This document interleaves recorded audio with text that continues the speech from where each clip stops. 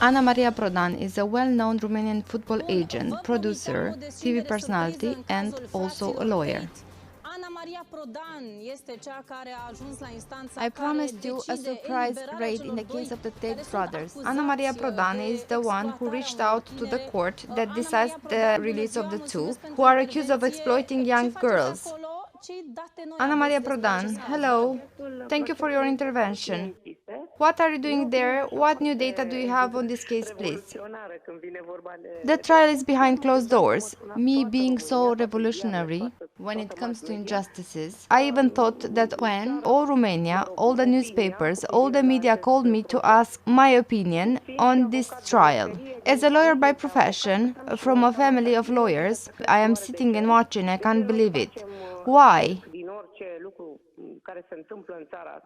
Why do we make a circus out of anything that happens in this country, out of any historical trial, as the Tate brothers trial was called?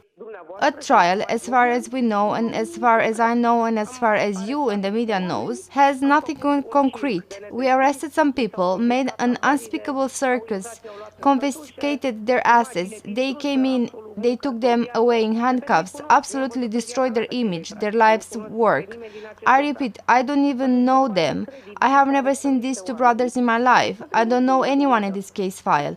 But it seems incredible to me that we're arresting people without a single shred of evidence. That's what this is about, right? I believe that the presumption of innocence of anyone, of any person, must prevail, right? Until the judges or whoever is in charge, the police, comes up with some concrete evidence. And I don't understand why. And yet, Ana Maria Prodan, why so many courts have so far decided to arrest them and keep them behind bars? But on what grounds? On what grounds? That's what I'm asking. I sit and watch like this and ask, why are we doing this? What good does it do to us as a nation, as a country, to do this, to give these images? What will happen if the Tate brothers come and say, nothing is true, prosecutors decode, no one can prove this? What compensation should these two brothers claim from the Romanian government? And who will pay this compensation? Us who we also pay contribution to the Romanian state? Good, Ana Maria Prodan. One option is that has been floating in the public media space at the moment, that we might get to the point where we'll see the millionaire brothers extradited to the United States. Could that happen? And if so, how would that change the situation? But I don't know anything about this case file other than what you know, and we comment like two normal people, what was on TV, right? We only saw that they were arrested, we saw how their cars were taken away and how there is a whole circus in Romania. I don't even think they're serial killers, okay? Who need to be incarcerated right now until the evidence is found. That's the fabulous part. Until the evidence is found, we keep them locked up, and I repeat, we pay for them, right? The question is so clear. Why didn't you put them under house arrest? Why didn't you hold them somehow? That wouldn't be right either if you didn't have proof, would it? But why do we have to do this circus? I watch TV now, I see how they film, how they stand with the handcuffs. I repeat, it seems to me an unspeakable circus, and it seems to me that we've become a country, that we live in a country where troublemakers, the ones who disturb, are arrested and everyone is mobilized after to find evidence. If we don't find it, that's it.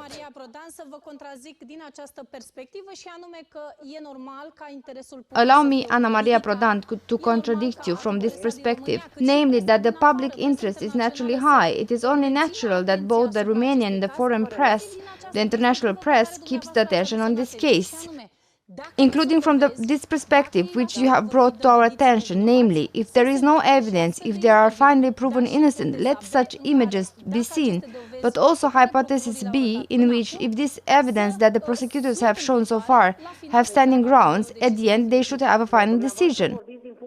No, you speak from the point of view of the man who works in the media and is presenting these images. I'm telling you from the point of view of the man who has worked a life to make an image of himself. You are presenting the prosecutors and everyone ready, kill them, roll them. Who deletes these images ever? Are the children, the families of these people suffering?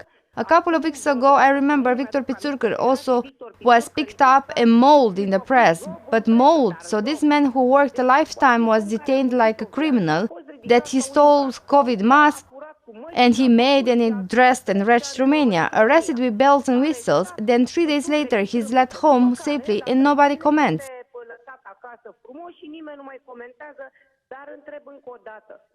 But I ask again, what about this misery that these families go through?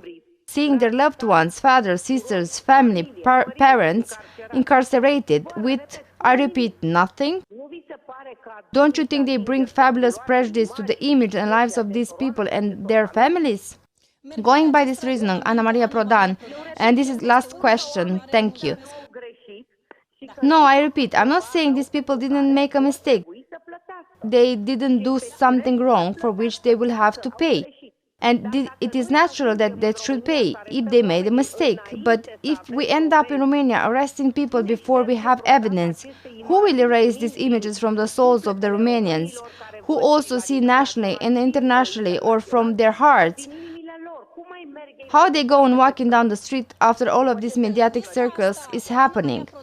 Ana Maria Prodan, keeping them behind bars is also like to be considered a proof that, for example, I can also think of the possibility that the justice and the surveillance system in our country is powerless, that if they are let free, what the prosecutors were saying in the documents of the public prosecutor's office could happen, that they could go, that they could flee to Dubai. That they might run away, exactly. Another one is the question, if they came alone, for what I understand, they came before the judges alone. Why didn't they run off then to Dubai or anywhere else in the whole wild world? Why did they both come? They came to prove their innocence. That's the first thing we have to take into account, right? And I repeat, probably, if the judges, the court and all those who participated in this arrest have nothing tangible at this time, and in the how long have they been arrested for 3 months, I understand, right? And in the 3 months, we don't have anything new. We are in the same situation. We don't have anything on file that gives them the right to keep some people under arrest. And my question, and that of all Romanians, is not the same? Why do we end up arresting without evidence? It means that the two brothers have disturbed somewhere.